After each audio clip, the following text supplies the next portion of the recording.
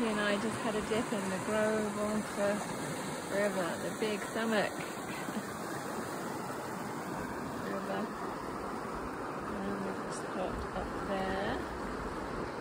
Grand Tetons are behind us. And the water is cold. We've just both been in.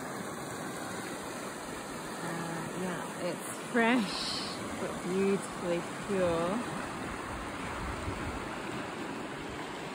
And happy you just went in, didn't you, with her wet paws?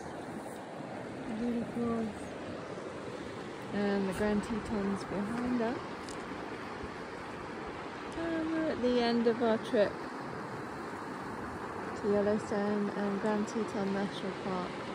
It's been unbelievable, phenomenal place. Phenomenal places, both national parks. We don't want to leave, do we, Have? It's just so beautiful.